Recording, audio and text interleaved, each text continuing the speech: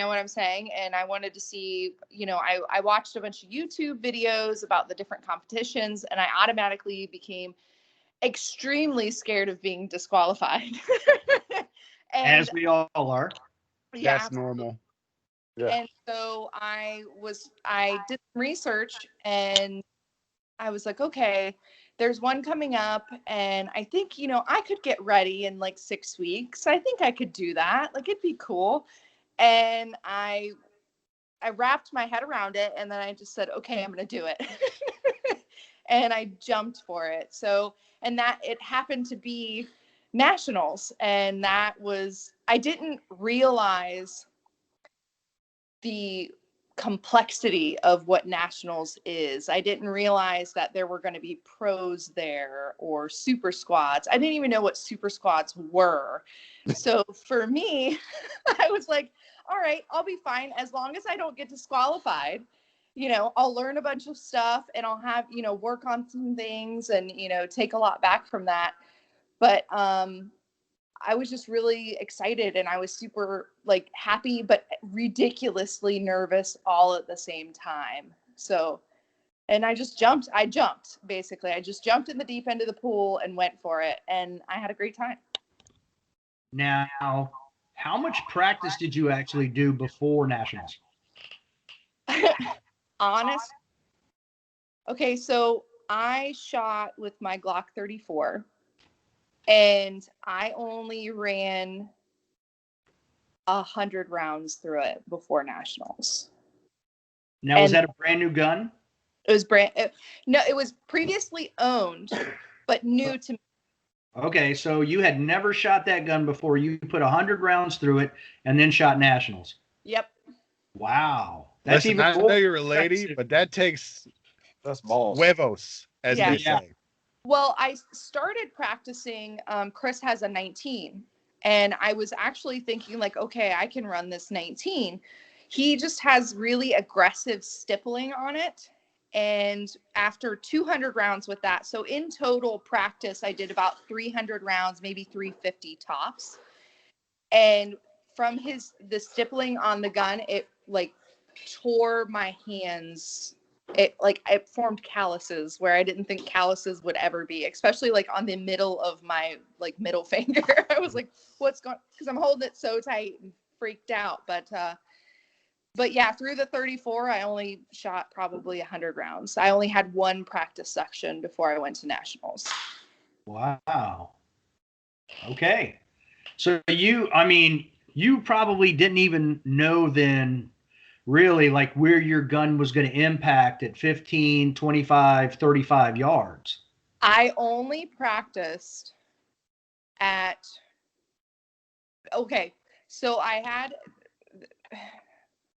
I went to the range with my one-on-one. He's not my like coach. Mm-hmm. So that is a lie, because I went twice to the range with the 34 and I did 100 rounds. So 200 rounds through the 34, but that's not a lot for practice. That's nothing. And at the longest range, I practiced at 20 yards. That was it. I didn't expect the infamous stage 19 to hit in the face right. the way it did. Right, where you have to calculate wind and everything else for that far target. The Coriolis effect. You're like, the curvature of the planet. Good. Yeah. And a monsoon. Yeah. Yeah, I wasn't expecting it because I studied the book, the match book, like it was my Bible for 3 weeks. As soon as it came out, I went to Office Max the next day, printed it out, put it in my binder with like laminated sheets and everything, and I studied that thing. And plus the schedule, which I know you guys got messed up on day one, with the schedule being completely different. And day 3, let's be honest. And day 3. And day 1, day 2, and day 3. All the days were mixed up. Yeah. I don't know if you can tell, but Huggy is super like happy that you guys nerded out together on the Matchbook Bible, because we had our little team meeting the day before, and he brought his whole thing, and we're like, okay, well, good thing somebody did this. Yes. But I definitely. I was just going to say I definitely nerded out with that, and like Casey said, I was like studying it and everything, and then like to get down there and we go to the first stage that the book says we're supposed to be at, and I mean I prepped for that stage. I Yeah. was geared to go, and then when that dude said, "Sorry, you're at the wrong stage," and we had to go to I can't even remember the stage number we had to go to. I was done. I was It just was a like, different zone. Like it wasn't Yeah. that we were moving a couple stages. We were in an entirely different zone. yeah. So Yeah. I was done. It was I bad. was, yeah. But it's fine. But now, how surprised were you when you got there and found that several of the stages were not as they were in the book? Right. I was so day one, I already I had a plan, like a mental plan. The night before, I was like looking at my book. I was making notes on the pieces of paper that I had in between each stage. Like I was prepped. And I was like, okay, I can visualize going through this stage. I already had it in my head, like, okay, this is just going to be to experience it. This isn't like I'm not coming after trophies. I just want to feel it and I want to know it. So when I went to the check-in to register, because you guys you were there the day before, I got in the day before. And so I didn't see any of the stages firsthand until that day. When I walked in and I said, "Hi, this is my name. Here's my number." They gave me a little bag and I like walking away with it. Okay, cool. And then they're like, "Oh yeah, you're at this stage." And I was like, "Excuse me? I'm in 106, ma'am. Like I'm 106. Like I'm pretty certain I'm supposed to start here." And she was super nice, like super sweet. She goes, "No, sometimes things change and it's just because of X, Y, and Z." And I was like, "Okay." So when I got there and we're walking to the stage and I'm looking at Chris and I'm like, I'm freaking out right now. I'm freaking out because I don't even remember what this even stage looks like right now. And that's when I met Mike and Lise. Mm-hmm. Okay. They were loading their mags and stuff like that. And I was like, I was shaking. I was so nervous. And when I was looking at the stage, I was like, okay, that's not bad. It looks really close. Like it's pretty similar. And I opened the book and I'm reading through like, okay, I get it. Well, the first stage went off beautifully. And then that's where the second stage and my big accident happened. But I was actually pretty pleased with the way that they were set up. The only one that threw me for a loop was Deja Vu or whatever it was. Yeah. And stage 19, because when you look at it in the book, it doesn't look like it's that far off. Like it just looks Right. maybe 20 yards. Right. It's not And something you had need to spot practiced. That and was in your wheelhouse. Yeah. Yeah. So why don't you hit on what you just said? Stage 2 was where the big accident happened. For your Let list, everybody know. I'm famous already. I'm that girl or that lady that flubbed so hard. So what happened is I let my nerves get the best of me, and I knew production. Like I studied it and I read it, but I got so nervous that I loaded my mags to capacity, which I should have just ordered 10 round mags and I would have been fine. But I was thinking for different uses, it would be just go ahead and get the 17s. Well, and I in my head, I was like, okay, because I think it was one of you guys I was watching on that stage, and you guys had some issues, which made me even more. She wasn't watching me then. No. That even was this more. guy. So I was like, oh God. So, and I watched another person, and I think it was you, Leo. And I was like, okay, yeah, I need to change my mag right there. Like he's doing it like almost the way I would have done it in my head. So I didn't reload. And that's when they're like, did you reload? And I was like, look, no. They're like, well, guess what? You're now in open. And I was like, okay, as long as I'm not disqualified, I'm good, guys. I was so worried that I was not going to follow the rules of what, like, production or something. And they were going to be like, go home, goodbye. You know, you messed up. See ya. And it didn't happen. The ROs were like, you know, just load them to capacity now and have a great time. And I did, man. I just blew the hell out of all the targets I could. She put plenty of holes in them cardboard ninjas. And she's not kidding either, because at one point she had to send Chris back to the car to get more ammo. I did. He's a good Sherpa. Here's an interesting point. I listened to some other podcasts, and on one of the other podcasts, there was a gentleman who was there who was shooting steel, and the RO was like, hey, did you fire 12 rounds? And he goes, no, there's no way. I only have 10 in my mags. Well, apparently he went back after the match that evening, after that day, was watching the video, and sure enough, he fired 12 rounds. So the next day he went back and told them that, yes, they were correct, and he got bumped to open as well. Yeah. Wow. So, well, I think it bears explanation for people that are brand new, either to the podcast or to shooting in general. So, mag capacity for production and then getting bumped to open. Like, what does that mean for people that don't necessarily know what we're talking about when we just throw out words like production and open? I'll let you feel this one, Dave, because you got glasses on. Let Dave. The glasses make the difference. Yeah, they make you look smarter. So production is a low capacity division.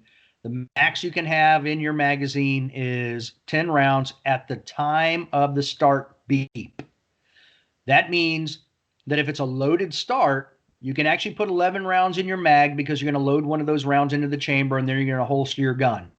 So when they hit the timer and you get the beep, at that point, you only have 10 rounds in your mag, so you're good to go. That's what production is. That's your limit. That's how you're limited. Yeah. And then getting bumped to open, like Casie was saying, the RO's like, well, now you can shoot whatever you want, so just load them bad boys up and go to town. Which is way better than getting disqualified. Yeah, and way better. I thought it was only going to be a procedural for each shot that you fired. I didn't realize. So again, for everybody listening, being bumped to open means she can load her magazines to capacity. There's no longer a limit on magazine capacity, or, I mean, she could have then added whatever she wanted to her gun, because she was shooting in the open division, which really has no restrictions. And with what Chris was doing, he could have welded a mag well on there, got you a fancy sight. He could have done all sorts of stuff. And I will have to say that I actually had that happen to me at Area 8. Yep. Because my mag extension was too large for the box. So when they check your gun, your mag has to fit in that box. There's a certain box that fits production guns. Yeah. And I had an extension. I forgot, and it wasn't even thinking. And I forgot, and I had that mag extension on my magazine, and it wouldn't fit the box, and it bumped me to open. And of course, they were, like you said, they were like, fill them up, go have fun. Yeah. You know. So, but did you? No, I did not. I kept it at 10 because I knew I was shooting production at National. So I was just trying to keep myself at that limit, you know, and make sure that I was in that muscle memory type style, so I wouldn't, you know, go over that amount. So but yeah, lesson learned. I'm with you, Casie. Yeah. You know, you'll never do it again. No. Well, so there's a saying in shooting about that too. What's that? If you haven't been disqualified, you haven't been shooting long enough, and if you have been disqualified, you're like everybody else. Something like that. Yeah, there's two types of people: those that have been disqualified and those that will. Well, he said. You're right. That's the correct way to say that. So you are shooting a Glock 34. What about what are you using for equipment and ammo? My ammo was all federal. I bought a pretty decent size case of it before I went to nationals, and I'm so happy that I brought the entire thing. Because I was like, oh, maybe 300 rounds will get me there. No, I'm like, I'm happy that I brought it because it was necessary, just in case. So now I know that's one thing. It's like, yep, you have to have like at least 1,000 rounds just in case. So Sounds like Chris. Truth. that's right. Yes. Yeah. Huggy. Yeah. So my belt and my holster and mag pouches were custom made for me from Florida Holster Co. Really? Yeah. I will say they were fancy. Wow. Yeah. Yeah. It was Cool. the 2 days before, or the day before we left for nationals, he was in his shop making my mag pouches. And he did an amazing job. They even in the rain and everything that they were really, they're called hybrids. So they were leather on the back and the Kydex. Kydex. front. Mm-hmm.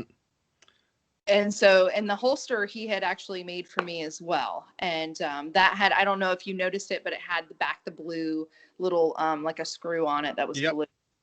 So that was, and he does that on all of his stuff. So Russ owns the company, and he's actually the guy that did my CCW class and did my one-on-ones for practice and everything. So I got to know him really well, and it was really cool that he made me a belt that I absolutely love, because lime green is my favorite color. So it was black and lime green. Well, there you go. Well, shout out to Florida Holster Company and Russ, not a sponsor, but he did a great job. Yeah. I was That's very awesome. with it. Yeah. Yeah. Wow, that's pretty cool. So, Leo, you have any questions on there? Oh, I got so many questions. Okay. So you were talking about community and how you were looking up USPSA, and that's kind of what brought you to USPSA specifically versus like IDPA or something like that. How did you feel? And I will say, I do think meeting Mike and Lise, so shout out to the Canadians, also not sponsors, because they're a good, very lovely couple, super nice people. The reason I don't think we should ever go to war with Canada. But how did you feel that you were like, not necessarily accepted, but like, what did it feel like to you coming into a sport you've never participated in, and the group of people that you were with, and like, how did you feel you were kind of brought into the fold, I guess? I was so blown away with the welcome that I got. Now, I think like day one was like all nerves and everybody was like getting to know each other. So it was really difficult. But like day two, it was better. And then day three, we're all like family. You know? So it was really amazing. And I had constantly had ROs coming up to like, hey, how's it going? You know, how's everything? You know, you're still shooting open. That's awesome. You could take it. I was like, woohoo. But it was really awesome because for me, I was so nervous to be in a group because it was open squatting. So it wasn't just new people. It's not like I took all the newbies or the 1 year shooting and under and put them in a squad together. I could have gone into, A class production, but I was so terrified. I was like, okay, no, I'm just going to be in a production like by myself. Like, I'm going to find people and just pick this squad. It looks good. Okay. And, but I mean, really, it was like open arms for me. And that was amazing because not only, and I hate to tout on like women in shooting, but I was so surprised that there were so many women out there, like not only shooting, but ROs as well, which felt really cool because I was like, okay, I can look to you and ask you questions and not feel completely stupid.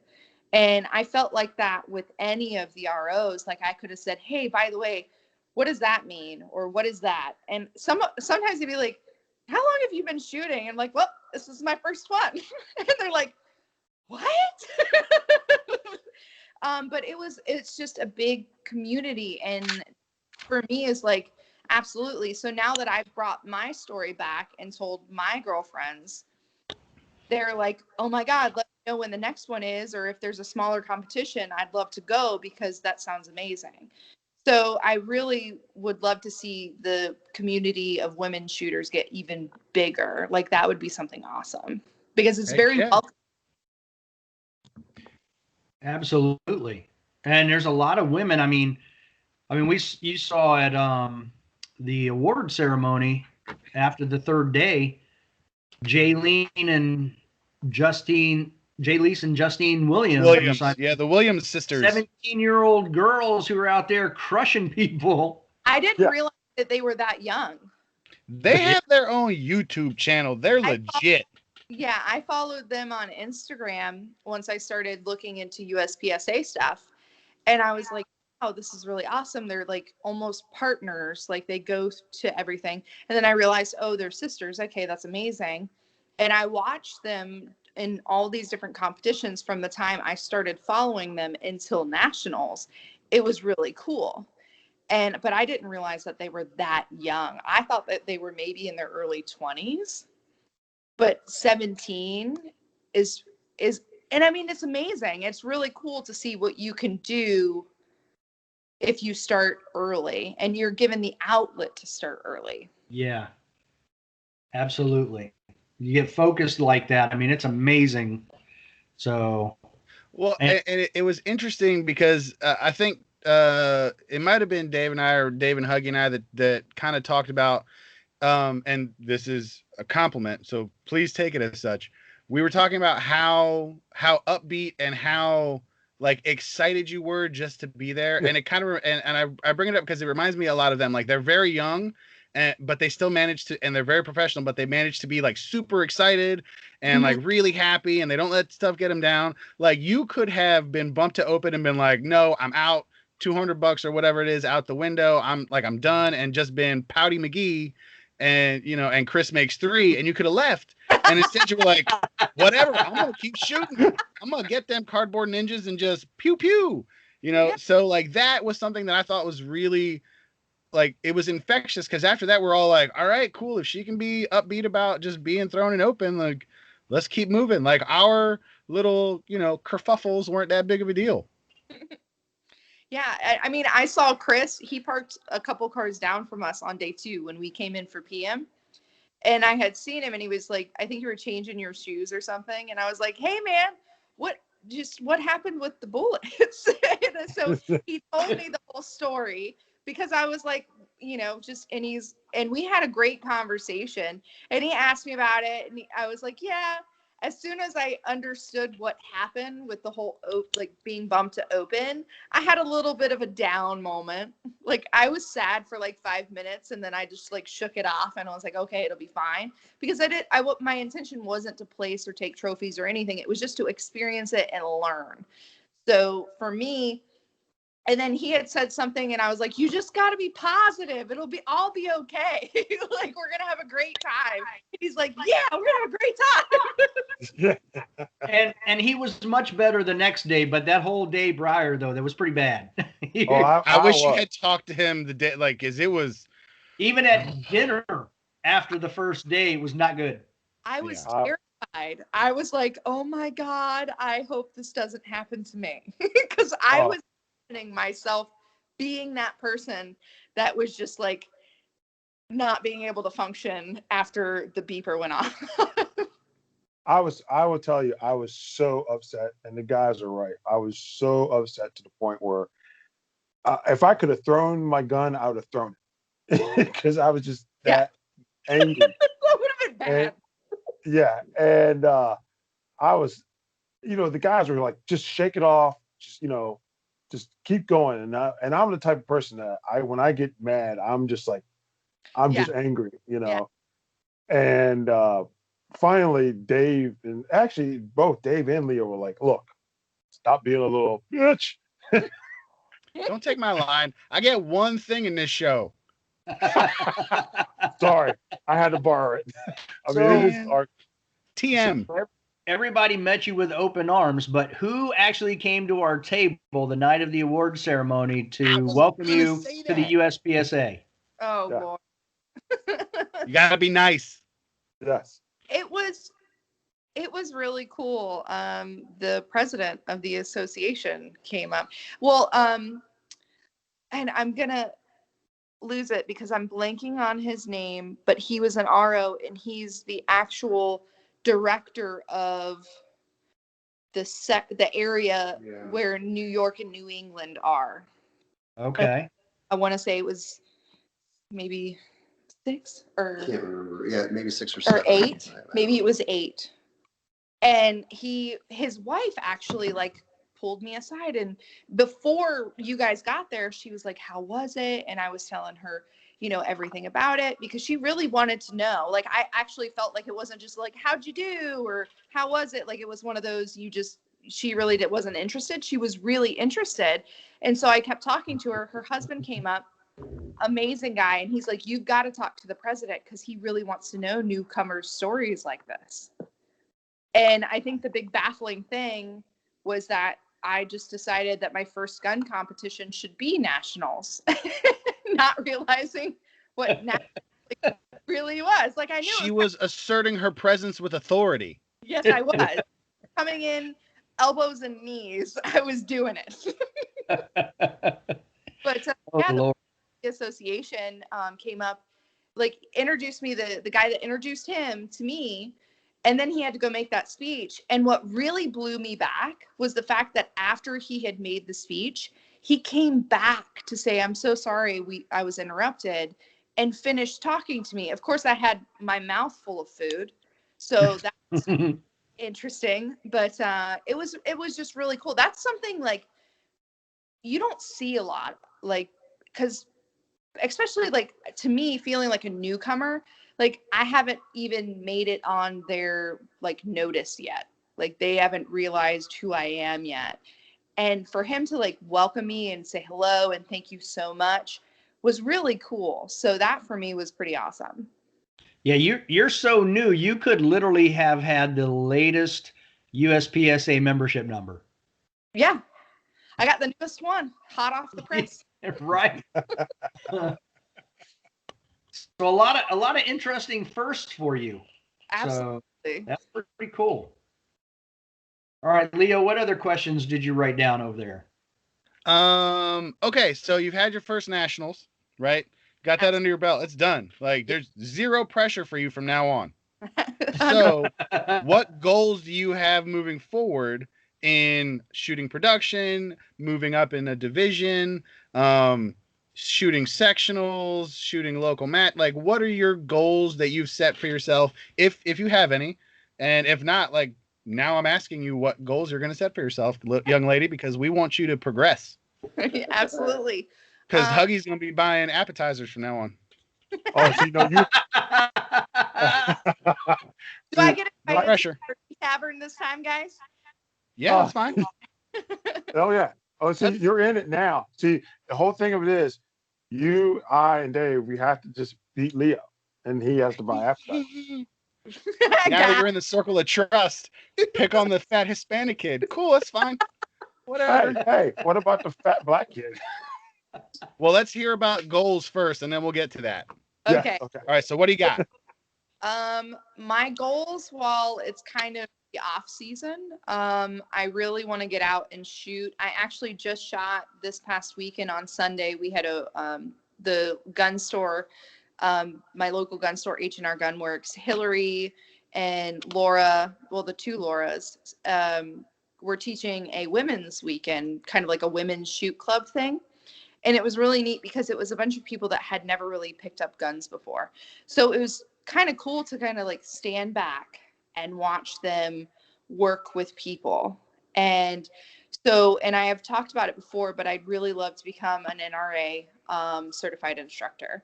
So to be that side and every something really cool. And that's kind of how it is being on both sides.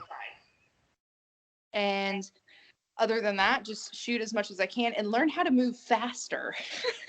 That's a big, I had a good healthy trot while I was moving, but now I want to get a little bit more, John Wick stealthy. You got to do the mag flip. I'm mag flip. I swear. Don't shake your head, Dave. The mag flip works. It And I'm does. slow in between, but the mag flip, it's out the way. It's graceful. Blah blah Like blah. a gazelle. Gazelle. So you've already shot another match then? No, it wasn't a match at all. It was more of like, so it's kind of like women that have never even shot a gun before. So we Okay. normally do this whole thing where it's like you come to the store and you get to see some guns and look at them. And then they usually have like some prizes and stuff going on. And then they did yoga, which was really neat. And she provided like some acai bowls. And then after that, we went to the range and we got to shoot for the rest of the evening. She offered what? I was gonna Acai, say, what's a weeble? an acai bowl. It's a Oh, fancy, healthy okay. fruit with lots of antioxidants, guys. Gotcha. Pick up a book. Read a magazine. 10 points for knowing what that is. You know, it's funny that you mentioned the thing about the women's, because my wife's been trying to. There's a group up where we are called Pistol Packing Ladies, and they shoot every Thursday night at a local range. Oh, cool. But it's so packed. Like tonight is one of those nights, but it was already full, and there were 8 women on the waiting list, and it's full for the next 3 weeks. Wow. Yeah, she said there's like 1,800 people in the group, but I'm like, well, they've got to be from all around because we don't have that many women shooters in this area. So, Wow. but yeah, I've been trying. My wife has her gear. My wife has a gun. I've gotten her to shoot a steel challenge with me, but I can't get her to shoot a USPSA nor an IDPA. I haven't been able to get her to do it yet. I want her to.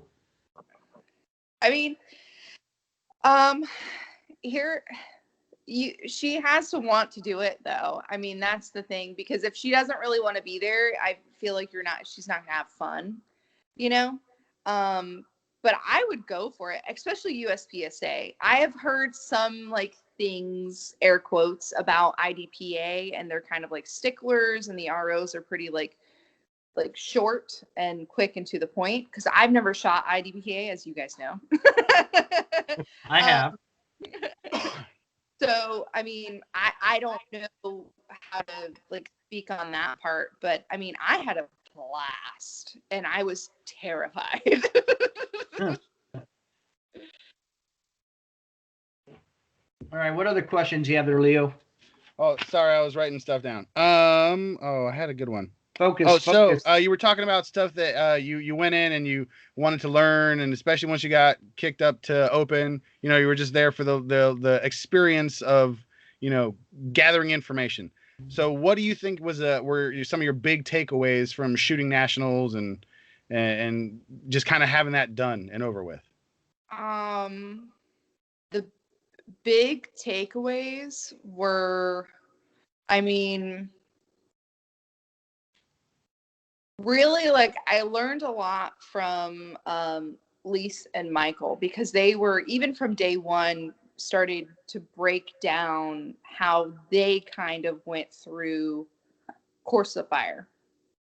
And it started to make more sense. And I tried it multiple ways. And I'm just going to have to really sit down and figure out which way I can learn how to, because I mean, on our last stage, the one that was like all like catty corner and you could only see him from certain angles, that one freaked me out, because I just lost count and lost where I was. It was almost like doing a Tetris game really, really quickly.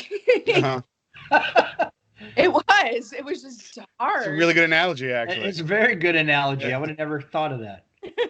So for me, it was learning how you're going to walk through a stage and how to, I got a lot of practice of walking stages and how I was going to do stuff, but it really just came down to the pressure and the like doing it at that moment. And another thing, sometimes it would be distracting with my earmuffs on, so I definitely am going to turn those off when I go up to shoot, because I get like in my own head, but then all of a sudden, and it could be people in the other range across from us, I could hear them talking. And sometimes I would hear the ROs saying, like, you know, Alpha, Charlie, and I'm like, who's calling out what I'm shooting right now? So that was another thing, is just kind of like being able to like focus more and bring it in, as well as just being open to changes last minute, because that was a big thing for me. Is like, it really rocked me because I'm a type A personality, and I love to have a schedule. And when the schedule shifted, like, just take a deep breath and be okay with it. Yeah, But we all had an issue with that one. Yeah. Because like we had come in early, we'd walked all the stages. We're like, all right, we got our plans, and then they're like, and you're all the way down there. We're like, well, okay. Hopefully we remember, because okay, cool. Well, that's awesome. That's good. I'm glad that there's some benchmarks for you, and again, your goals and all that stuff. Yeah. Hold 1 second, real quick, Leo. So that was stage 2 that you're talking about. That is what they would call a memory stage, Casey. it is. Yeah. And those are the ones that I typically have issues with. I haven't quite figured out exactly how to do my memory stage. Every match I've shot on, where you have that lateral movement and you have to remember exactly which targets to shoot from where, those are the ones that I've had issues with as well. So I get it. Yeah. Ginkgo biloba. In Not a sermon, just a thought. yeah. Not a sponsor. Not a Yeah. sponsor. But we'll take it.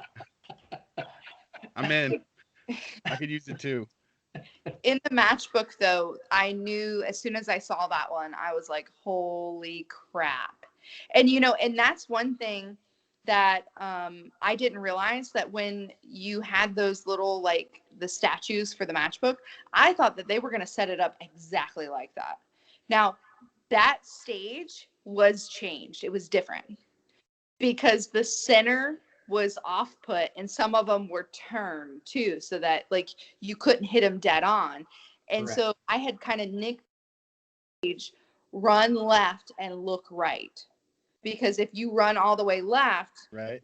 look, and you shoot from right to left opposite of reading and kept going, you would have hit everything.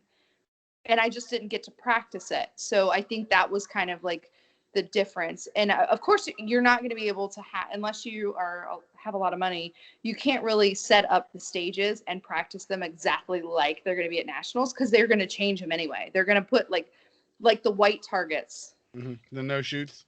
Yeah, those weren't in the matchbook. At least I didn't see them. Right. Yeah, they definitely do different things to make it more difficult. Jerks. Well, do you guys have any more questions for Casey? So here's a question. Now that you shot this and you're using a Glock 34, and you saw other people using other guns, and I know like they had sponsors there, and you saw those high-end guns. What are your thoughts? Are you going to stick with the Glock 34, or are you thinking about maybe, hey, I might change a little bit to try to go to something else, more quicker, slimmer? What are your thoughts on that? Well, I actually love the way my Glock fits in my hand. It's kind of one of those connection things. Like, people have connections with cars and different things. For me, like, it's an extension, and I'm, being previous law enforcement, it's an extension of myself. Right. And when I held the 34 for the first time before I bought it, I was like, oh yeah, like, this is amazing. So I'm probably going to stick with the 34. I like the accuracy that it has, even with the plain, like, regular sights on it. The recoil isn't super bad because the slide's really long.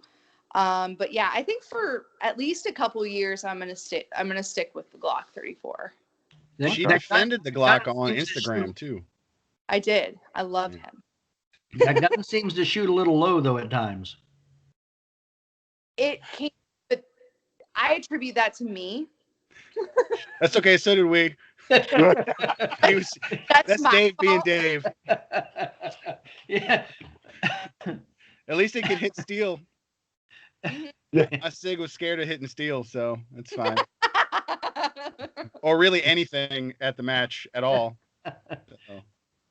Yes. So here's another question for you. Now, I would like to know your thoughts. We went to stage 19 and it was pouring down the rain. I know at first because we kind of staged outside of stage 19 underneath the overhang and it was pouring the rain. Oh yeah. Starting to rain. Kind of tell people, what was your thought? Were you like, hey, oh, this is okay? Or were you kind of like, are they going to cancel this? Or what was your thoughts? Yeah. Okay, so stage 19, I hadn't seen it.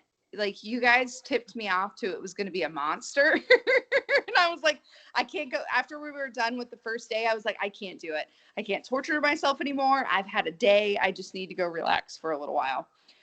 So day 2, we showed up really early. And I walked it. And I looked and I watched a couple people run it. And as soon as we got close enough and I saw the 30, I freaked out. And then I saw the clouds and I was like, oh God, like it's going to rain on us. So, as it was hard, but it made it even harder doing it in the absolute, like just torrential downpour that, Leo and I had to do it in. Like you guys got lucky. Dave got so lucky because it was like no rain. It had slowed down. It was nice and cool. And I was like, this is some BS.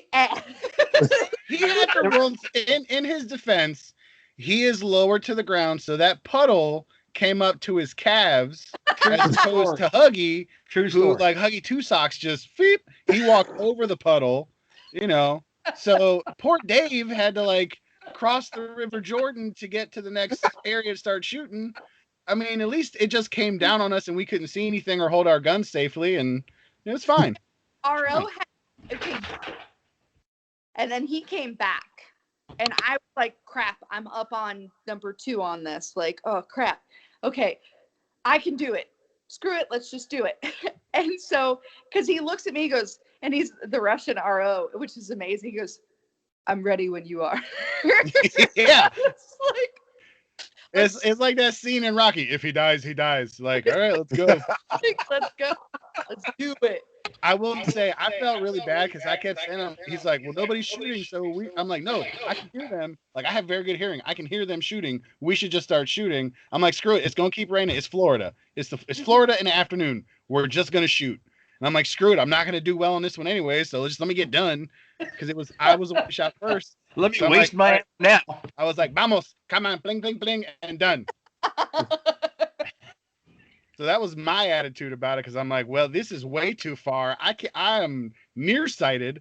I'm not wearing my bifocals. Like, just it's fine. It's a brown blur somewhere in the distance. It's fine. Just don't shoot over the berm. Yeah, That's how you feel about me, huh? it was a Sometimes.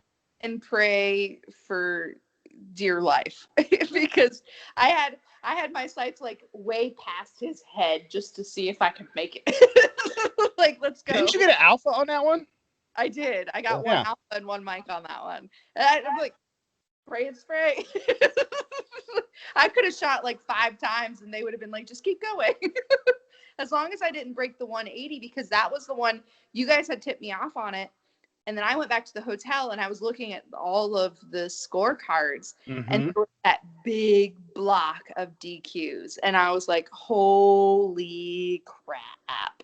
Yeah. And I freaked out.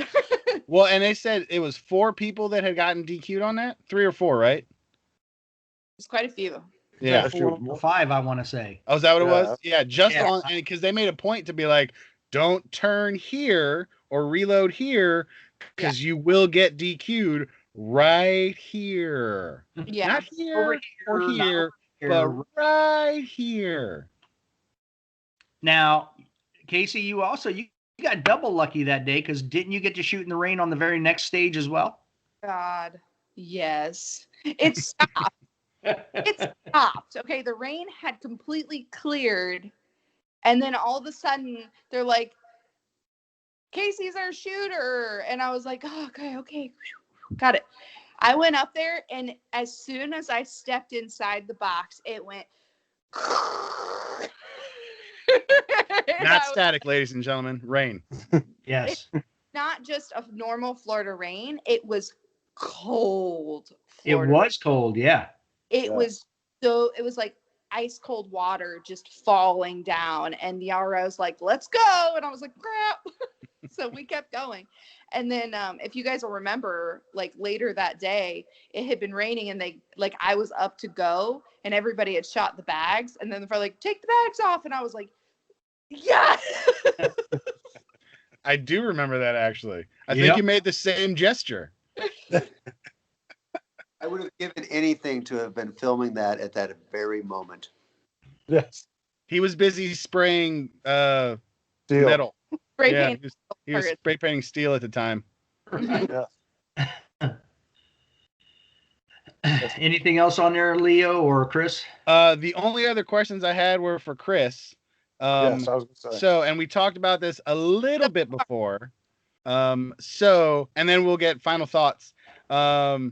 Chris, Yes. how did it feel being the mag monkey and the Sherpa and the steel painter guy and just an all-around very good husband, super supportive dude, and the guy that everybody got to know as Casey's husband?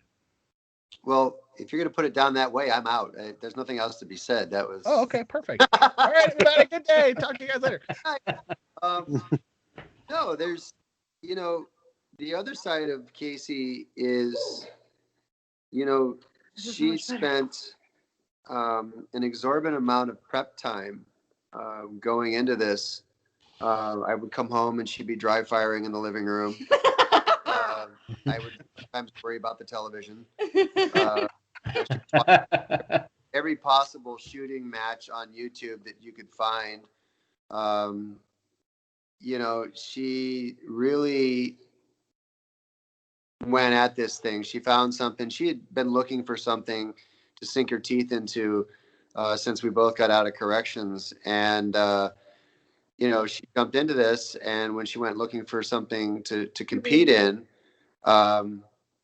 she found nationals. And, I'm also from a jiu-jitsu community. So we have a lot of tournaments that are like, a national this or a Grand Prix of that. And it's a name, it's a title. We don't really put a lot of weight into it. Yeah, it's not as serious as it sounds. Yeah, it's not as serious as it sounds, So we didn't really have that much of an idea of the weight of the tournament until we got there.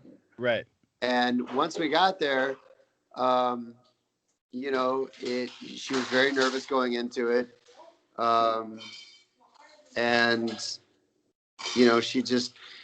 We kind of just took it one event at a time, one station at a time. And once I got a visual of what was happening, I was watching you guys walk the targets. I told her, I said, this is a lot like discretionary shooting for us when we went to the academy. And it was like, okay, this is our first time at it. So just go up there and shoot your course of fire. Don't worry about anything else. Just have a good time. And, once she got her first, set out, when she shot first, I could tell there was like this, she was relieved, except for that minor, infraction. Oops. But, yeah. But, the thing about that is it really just kind of gave us we didn't have to worry about the mag capacity at that point. It was just fill them up and go. Oh, side note, you actually thought about it, but you didn't say anything. Yeah.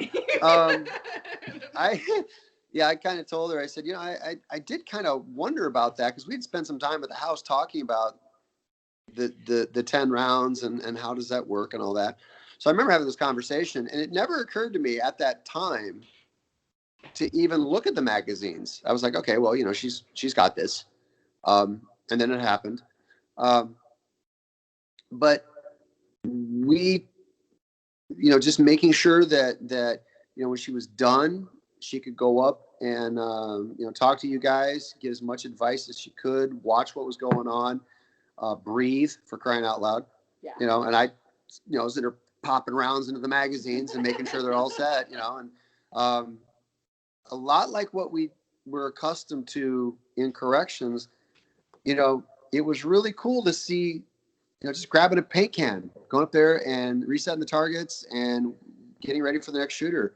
So it seemed very natural to step in and help. Everybody was, just super cool and laid back. By the second day, Casie and people figured out that, here's this, once it figured out that it was not only her first time shooting, but she'd picked this nationals thing. This idiot.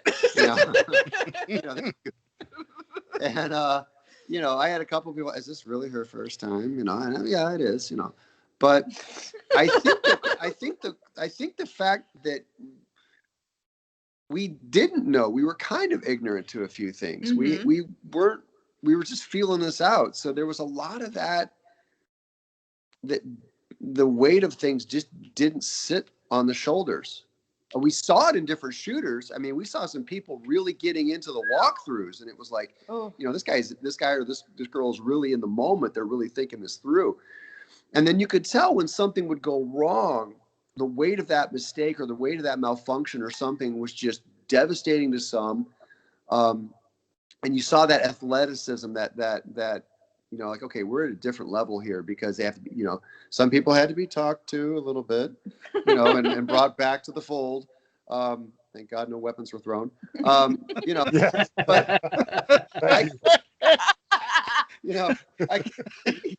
could Thanks, see Chris. after that, after that first malfunction cluster that happened, I turned to Casie and I said, "Don't let that bother you." I mean, we didn't know you guys yet. So I was like, "Oh God!" It was like, yeah, she's over there. Goes, "I think I peed." I'm like, "No, you're fine. You're gonna be okay." It's just the rain. Do more kegels. But yeah, it was just a pleasant time all the way around. Great experience. Awesome. Well, that's very good to hear, because we've talked about another podcast, and I know Casie doesn't necessarily want to be the sounding horn for women come and shoot, but like, we want everybody to come and shoot. If you are a human person who wants something fun, or safety third conscious to do, like, come out and do this. Like, this is something we want everybody to shoot. Like, Huggy's black, I'm Hispanic, you guys are all white. Like, and guess what? Let's get along. We can talk on a podcast, have fun talking about something that we all share, and like, nobody died. Like, how amazing is that? Like you said, we had to corral somebody occasionally, but nothing bad happened. No. And it was fun. So, Chris, my question to you is, are you going to come out and start shooting also? That was my last question too. Good job. That was my question. Yep. Oh my. I don't know. I saw, it is a lot of fun. I could see getting into it very quickly. As a matter of fact, I bought the same weapon that Casie has. So we're going to have dueling 34s. And that could actually happen, dueling 34s. Oh, ooh. Mr. and Mrs. Smith. There you go. Actually, is she Brad Pitt in this? well, I mean, I'm not saying I can wear pumps, but I'm I mean, a mix between Angelina Jolie and John Wick. Listen, I'm pretty sure you can pull it off, Chris. I believe in you. No, Very handsome man. I look good in a kilt. That's all I'm going to say. I'm just going to lay that. He's got the legs for it. Yeah. Now it's going to be dueling kill. Dave, don't get that face. Dave, dude.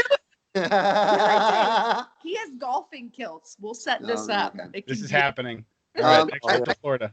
In all seriousness, guys, I think,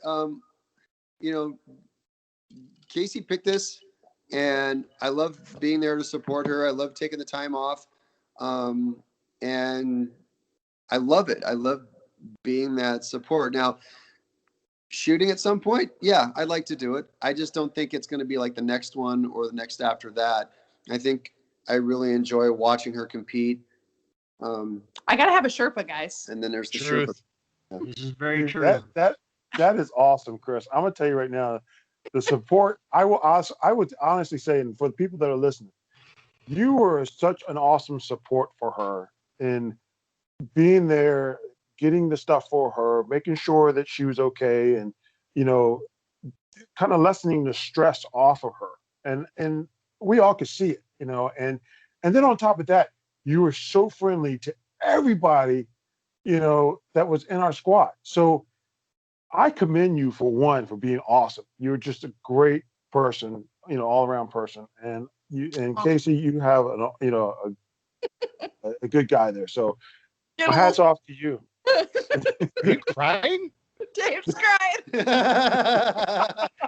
Huggy's getting ready to ask Chris out on a date. Yeah. That's Jeez. We get it. He's a good dude. I was going to say on the first stage, I thought Chris was part of the staff because I would have never expected him to come out and paste or paint steel targets or anything else. I mean, he's not a competitor. I don't expect him to. So after the second one, I'm like, wait a minute. This guy was just on the last stage. What is he, like a rover or something? What's going on here? And then I put 2 and 2 together. And I'm like, oh, now I get it. yeah. I thought he just had the hots for you. I'm like, okay, well, odd first date, but sure. I was like, hey, it's a groupie. Yeah. That goes back to our time in corrections, because it really did seem natural to get out there and help.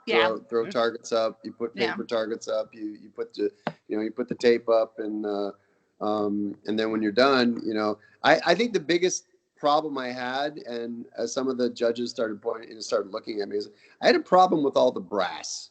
I'm so used to policing the brass after a day of shooting that I was stepping on things. I'm like, this is just not right. I found, and I'd squirrel away. I'd find these little live rounds everywhere, and I'd walk up and I'd kind of like Rain Man, I'd set them on the table, I'm like, I'd just walk away. Definitely nine. Definitely 9. Yeah. There's 9 on the floor. Yeah, definitely 9. Live rounds. Yeah. There were some people that thought he was my coach. Boy, they were wrong. Which was really interesting. And I was like, nope, he's just here to support me because I've been to so many like jujitsu seminars. Oh yeah. That, and I've sat on the sidelines with all the other wives. I participated in quite a few, and then a foot came across my face and I said, no more.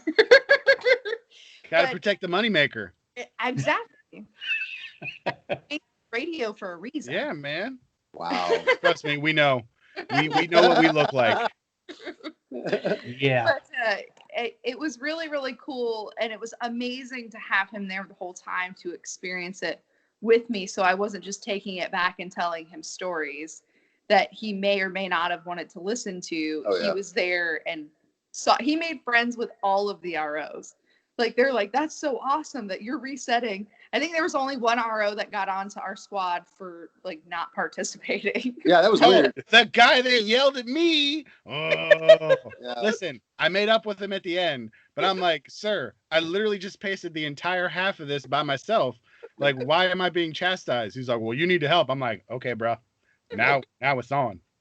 And guys, just so you know, the fact that you guys were so welcoming and free with your advice and your information, and keeping Casie when I was back there filling mags and she was walking, I could see you guys pointing in this direction, or I wasn't privy to the conversations, but that says a lot. I mean, in my community, nobody talks to anybody. You go out there and it's death. Mm-hmm. Nobody talks to anybody. Nobody lets anybody know what's up. Yeah.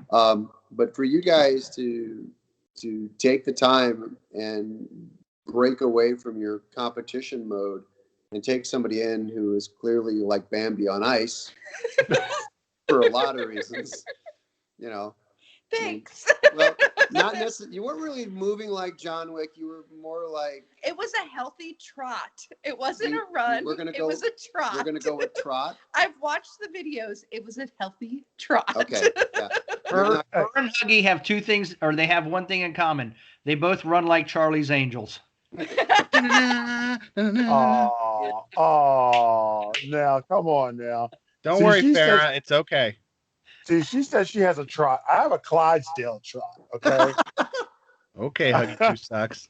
I've never seen anybody move faster than you on stage 2, though. That was I mean, fast. it was with a quickness. Yes. You're moving with purpose, my friend. We were worried the brakes were gonna go out, but It was a beautiful thing to watch. And I was he's like, got a downshift. He's got an internal jailbreak that slows him down right at the line. I'm pretty sure you can hear it. Trust me, I was trying to pull the parachute. I was trying to pull the parachute because I was like going, oh my God, I hope I actually stop. Because I was like, honestly, I thought, I was like, and I played football for many years. So there was always something impacting to stop my momentum, you know? another person. Right. There's nothing there to stop this momentum. So I'm like, oh God, I hope my knees just don't blow out as I'm trying to slow down. Wow. But I really want to thank you guys. You guys really helped Absolutely. Casie out in her first major competition, and to give her, because you guys don't realize how nervous she was. I mean, we came back from that first day, and she flopped down on the bed, and I took the Glock and I took it apart and cleaned it, and I looked over and she was talking to the ceiling, like, almost like, Apocalypse Now, she could hear them. She could hear the ting, ting, ting, Why? Yeah. Lots of whys were said that night. So. No, that wasn't after day 1. That was after day 2. Oh, day 2, yes. When I was like, my feet were soaked. Sponges? Everything was soaked. It was like, the only time I was like, F this, maybe I should go home, was in the middle of that day when I was soaked to the bone. Yes. And freezing. Yeah. If we hadn't had that sweater, I would probably be like, to go back the whole time. But thank you guys. Thank you guys so much. We really appreciate it. And much. to have us on your podcast is an honor. We really, really just feel honored for that. We really listened to all of the episodes. Yes, those were great. Those were awesome. I love the second. Well, you're gonna love this one. Because I was a star in that, and like I was there's context right now. Jeez, I'm really not an idiot. She was insufferable for a day. Insufferable. And Leo goes, feminism, yeah. Third wave feminism. I don't know about that other stuff. Like suffrage, I'm down with, but other things, suffrage and you guys carrying guns, I'm all for. Yeah. Other stuff we'll get into that at a later date. Mm-hmm. Well, hopefully it's not the last time you're on the podcast. Oh, for sure. We're gonna be keeping an eye on you, young lady.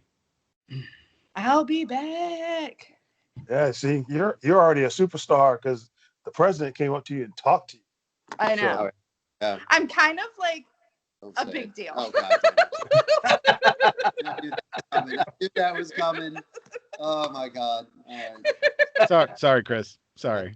I'm sorry. Thank you guys so much for everything, though. Like, you really were, other than Lise and Mike. Huge shout out to Canada. Woohoo! Oh, Canada. I feel like You guys were absolutely amazing. And Yes. Tom, right? And Bill were the other Yep. people. on our Tom stuff. and Bill. Squad Yeah. 106. Yeah, it was 106, babe. Woo! Good time. Yes, 106 for life. Well, it feels like we're wrapping up a little bit here. So, final thoughts. Let's go round the horn real quick and get final thoughts. And then we definitely are very excited to have you back at some point. We will definitely have to talk about that. But what do we got for closing remarks? I'm gonna let somebody pick. It's not gonna be me. Go ahead, Huggy. Oh, well, I mean, anyway, closing remarks is the fact that, Casie, I am very proud that you came into the event. I'm glad you had a good time. I look forward to you climbing up the ladder and being successful. And like the guys have said, hope to stay in contact and see where you are and what's going on. Chris, it was an honor and a pleasure to meet you also, and doing the awesome job. So, and everybody out there, don't be scared. This should help you understand that get out there, shoot, be safe, have a good time, and learn about your weapon. So Truth. What do you got, Dave? I was going to say that this is the one thing about this sport that I've actually enjoyed the most. I've been shooting literally since I was a kid. So this is nothing new. However, like Chris, Casey's husband, hit on earlier, this is the one I've wrestled, I've played football, played a bunch of sports, been in the military, all of that stuff. But this is the first time I've been in a sport where people actively come up and they're genuinely nice. They give genuine advice. So I just try to be that same type of person, but the best part is meeting people like the Canadians and Chris and Casie and meeting people from everywhere else and having a good time. So that's my closing thought. I just love you guys so much. Closing thoughts on the day for me. Truth, I genuinely care about you guys. It was super great to meet you, Casie, and you, Chris. I feel like we have found some kindred spirits, and I definitely do look forward to kind of seeing how you progress, Casie. We're definitely planning on having you back on the podcast. I don't think I can top anything that anybody has said so far. So as our guest, we'll throw it to you guys to kind of give final thoughts, and then I'm going to give my trademark sign off, and then we'll be done, I think. All right. Well, Nothing good. I want to thank you guys so much. Having you on my squad was truly an experience, and I mean that in the best possible way, because because I honestly was so just worried about being, just alone. And, thankfully I had my mag monkey here to support me. Because at least one person was talking to me. I wouldn't have to worry about nobody else talking to me. Because in the world of competitive sports, I didn't know how it was going to go. But like you guys have said before in other podcasts, it was interesting to see some of these top players be friends and just talk to each other and like navigate through different things. And that is amazing. And I think that that's part of what people don't expect when they go to events like this, is the big community and the openness and the friendliness. Because, shooting is between you and, your gun and your target. I mean, other than that, it's, you can do the same things, but still have a different outcome. So it's kind of interesting to me. But I want to thank you guys so much for having me on the podcast. Woohoo! And I get to redeem myself from, episode 2, because I was like, I'm not an idiot, I swear. I did have a plan. I really did. It just didn't go. Don't feel bad. I've been redeeming myself since episode 1. So thank you guys so much. Do you have anything to say? No, I'm going to just parrot that. Thank you guys so much for being gracious. And, just, it was an amazing thing. And anybody listening, that has been kind of on the fence about getting in there and competing. It's just like jumping in a pool. Once you get in there, it's a blast. Oh, you have a great time. I saw some really cool, probably residual training things that getting into this type of competition, for people that are looking for that next level of just going to the daily range, putting the firearm on the table, picking it up, blink, set it down, pick it up, blink, set it down. I mean, this takes your training to that next level. It does. And it translates. And I saw the translations, and that's obviously for another topic another time. But thank you guys so much for reaching out to Casie and making her feel welcome. And we look so forward to seeing you guys again on the range and, front sight focus. Boom. Boom. Yeah. All right, Leo, it's all you. And with that, don't be a little bitch.